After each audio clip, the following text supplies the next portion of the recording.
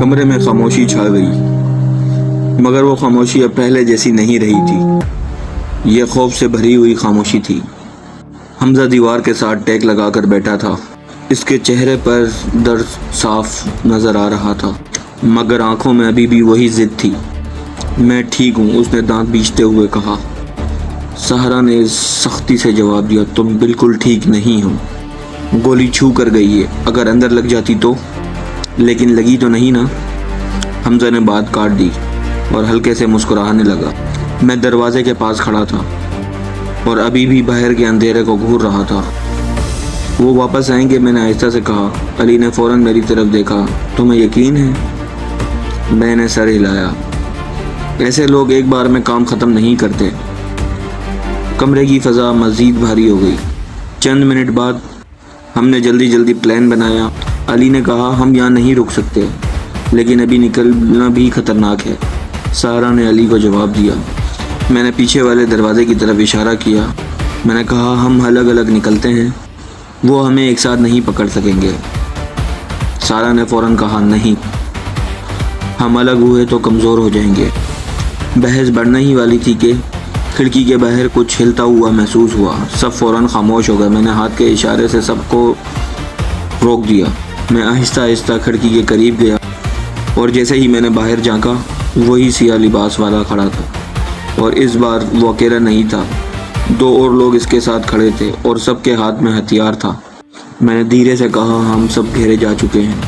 حمزہ نے مشکل سے اٹھتے ہوئے کہا، تو پھر سیدھا مقابلہ ہے؟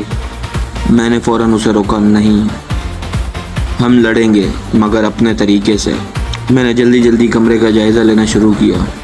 پرانا سا فرنیچر، ٹوٹی ہوئی لکڑیاں اور گرد و غبار۔ پھر اچانک ایک خیال آیا۔ میں نے علی سے کہا، علی، وہ پرانا سا کپڑا اٹھاؤ۔ سہرا، تمہارے پاس لائٹر ہے؟ سہرا نے فوراً سے اپنی جیب سے لائٹر نکال کر میری طرف بڑھا دیا۔ میں نے کپڑے کو زور سے لکڑی پر باندھ دیا اور اس میں آگ لگا دی۔ علی نے حیرت سے پوچھا، تم کیا کرنے والے ہو؟ میں نے ہلکی سی مسکراہٹ دی۔ اندھیرے میں کھیلنے والوں کو روشنی سے ڈر لگتا ہوگا۔ میں نے جلتا ہوا لکڑی کا ٹکڑا کھڑکی کی طرف پھینک دیا۔ ایک آواز کے ساتھ آگ بھڑک اٹھی۔ باہر کھڑے لوگ ایک لمحے کو پیچھے ہٹے اور میں نے کہا، ابھی ہمیں نکلنا ہوگا۔ ہم فوراً پیچھے والے دروازے کی طرف بھاگے۔ دروازہ کھلا اور اندھیری گلی میں ہم نکل گئے۔ پیچھے سے آوازیں آ رہی تھی، چلنے کی، دوڑنے کی۔ علی نے کہا، وہ ہمارا پیچھا کر رہے ہیں۔ میں نے سرد لہجے میں کہا، آنے دو انہیں۔ ہم تنگ گلیوں میں تیزی سے آگے بڑھ رہے تھے۔ حمزہ مشکل سے چل رہا تھا، مگر رکنے کا سوال ہی نہیں ہوتا تھا۔ اچانک گلی 2 راستوں میں تقسیم ہو گئی۔ میں رک گیا۔ یہ فیصلہ اہم تھا، پیچھے دشمن، آگے اندھیرا۔ میں نے ایک لمحے کے لیے آنکھیں بند کری، پھر فیصلہ کر لیا اور ایک طرف اشارہ کرتے ہوئے کہا، اس طرف سے۔ ہم دائیں جانب والے راستہ اختیار کر چکے تھے۔ ہم فوراً مڑے، مگر ہمیں نہیں پتا تھا کہ آگے اس راستے میں ایک اور جال ہمارا انتظار کر رہا ہے۔ ہم تیزی سے گلی میں آگے بڑھ رہے تھے۔ سانسیں تیز تھی، دل کی دھڑکنیں اور بھی تیز۔ پیچھے سے آنے والی آوازیں اب مدھم پڑ رہی تھیں۔ لگتا ہے ہم بچ نکلے ہیں، علی نے دھیرے سے کہا۔ نہیں، میں نے فوراً جواب دیا، وہ ہمیں آسانی سے نہیں چھوڑیں گے۔ ہم نے رفتار کم نہیں کی۔ کچھ دیر بعد گلی ختم ہوئی اور سامنے ایک سنسان سا علاقہ آ گیا۔ ٹوٹے ہوئے مکان، ویران سڑکیں اور ہر طرف خاموشی۔ یہ جگہ، سہرا نے ارد گرد دیکھتے ہوئے کہا، یہاں کوئی نہیں آتا؟ میں نے سر ہلایا۔ اسی لیے ٹھیک رہے گا ہم یہاں چھپ جائیں۔ حمزہ دیوار کے ساتھ ٹیک لگا کر کھڑا ہو گیا۔ اب واقعی تھوڑا رک سکتے ہیں کیا؟ اس نے تھکے ہوئے لہجے میں کہا۔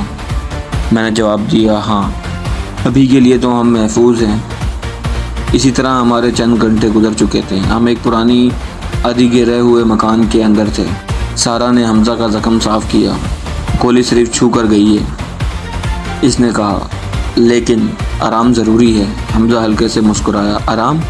ہمارے نصیب میں کوئی نہیں۔ اور وہ ہنسنے لگا، کیونکہ سب جانتے تھے یہ سکون عارضی ہے۔ میں ایک کونے میں بیٹھا نقشہ دیکھ رہا تھا۔ میں نے کہا، ہمیں یہاں سے نکلنا ہوگا۔ علی نے پوچھا، کہاں جائیں گے؟ میں نے نقشے پر ایک دور دراز علاقے کی طرف اشارہ کیا۔ یہاں۔ یہ شہر کا پرانا حصہ تھا. وہاں کم سطح کے اور غریب تر لوگ رہتے تھے اور وہاں امیر لوگوں کا آنا جانا بہت کم ہی ہوتا تھا. اس لیے ہم وہ علاقے میں جائیں گے تاکہ لوگوں کو ہم پہ شک نہ ہو. سارا نے سر ہلایا اور کہا دشمن کا کیا ہوگا؟ میں نے سنجیدگی سے جواب دیا. میں نے کہا اب ہم چھپیں گے نہیں, اب ہم انہیں دکھیں گے. علی نے حیرت سے کہا کیا مطلب؟ میں نے نظریں اٹھائی. ہم ان کی ریکی کریں گے. کمرے میں خاموشی چھا گئی. حمزہ نے آہستہ سے کہا شکار بننے سے بہتر ہے شکاری بن جایا جائے. میں ہلکے سے مسکراتے ہوئے کہا بالکل. اگلی رات ہم شہر چھوڑ کر نکل رہے تھے. اندھیرا گہرا تھا اور سڑکیں خالی. ہم پیچھے مڑ کر نہیں دیکھنے چاہتے تھے. اب سامنے صرف ایک مقصد تھا کہ دشمن سے غائب ہونا اور پھر دیکھنا, سیکھنا اور صحیح وقت کا انتظار کرنا تھا. دشمن اب بھی کہیں موجود تھا مگر اب ہم اس کے سامنے نہیں آئیں گے.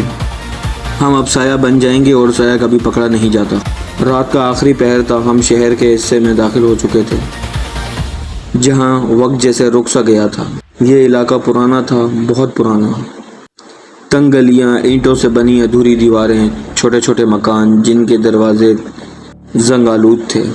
کچھ کھڑکیاں بند اور کچھ آدھی کھلی اور کچھ ایسی جسے برسوں سے کسی نے چھیڑا ہی نہ ہو. سڑکوں پر ایک مدھم پیلی سی روشنی والا بلب جل رہا تھا جو ہر سیکنڈ بعد جھپکتا تھا. یہ جگہ, علی نے آہستہ سے کہا, یہاں تو کوئی بھی پہنچ سکتا ہے. میں نے نظریں گھمائیں. اور کوئی دیکھ بھی سکتا ہے. ہم ایک پرانے سے مکان کے سامنے رکے. دروازہ آدھا ٹوٹا ہوا, اندر مکمل خاموشی. یہی ٹھیک ہے, میں نے کہا. کچھ دیر بعد ہم اندر بیٹھے ہوئے تھے. حمزہ نے زخم اب بہتر ہو چکا تھا مگر وہ اب بھی کمزور تھا. میں نے علی اور سارا کی طرف دیکھا. ہمیں اپنا چہرہ بدلنا ہوگا. سارا نے فوراً سمجھ لیا, شناخت ختم کرنی ہوگی. علی نے پوچھا کیسے؟ میں نے مختصر جواب دیا, باہر جا کر سامان لے آؤ. سارا اور علی ایک دوسرے کو دیکھ کر اٹھ کھڑے ہوئے. ہم جلدی واپس آئیں گے, سارا نے کہا. دروازہ آہستہ سے بند ہوا اور وہ اندھیرے میں غائب ہو گئے. باہر گلیاں خاموش تھیں مگر خطرہ زندہ تھا. سارا اور علی آہستہ آہستہ ایک چھوٹے بازار کی طرف بڑھے. کچھ دکانیں کھلی تھیں, مدھم روشنی اور ادھر ادھر گھومتے چند لوگ. علی نے سرگوشی کی, جلدی کرو. سارا نے ایک دکان کی طرف بڑھی جہاں سستا میک اپ اور روزمرہ کا سامان رکھا ہوا تھا. بھائی یہ دینا. اور اس نے جلدی جلدی کچھ چیزیں اٹھائیں. فاؤنڈیشن, ہیئر کلر, چشمہ, لینس اور کچھ اور چیزیں. اسی لمحے دور سے سائرن کی آواز آئی. علی فوراً رک گیا. پولیس, اس نے دھیرے سے کہا. سارا کا ہاتھ ایک لمحے کے لیے کانپ گیا. سائرن قریب آ رہا تھا اور پھر 2 پولیس گاڑیاں گلی میں داخل ہوئیں. سب لوگ اپنی جگہ کھڑے رہے اور ایک آواز گونجی. فضا اچانک بدل گئی. سارا اور علی نے ایک دوسرے کو دیکھا. یہ خطرناک تھا. ایک پولیس والا ان کی طرف بڑھا. تم دونوں ادھر آؤ. دل کی دھڑکنیں تیز ہو گئی. علی نے فوراً اپنا لہجہ بدلا. جی کیا ہوا سر؟ پولیس والے نے شخص سے پوچھا. کہاں سے آ رہے ہو؟ زہرا نے جھٹ سے جواب دیا. یہیں پاس سے, گھر کا سامان لینے آئے تھے. پولیس والے نے تھیلی کی طرف دیکھا. کھولو اسے. سارا خاموش ہو گئی. سائرن اب بھی بج رہا تھا. علی نے آہستہ سے تھیلی کھولی. اندر عام سا سامان تھا. پولیس والے نے ایک لمحے غور سے دیکھا, پھر نظریں اٹھائیں.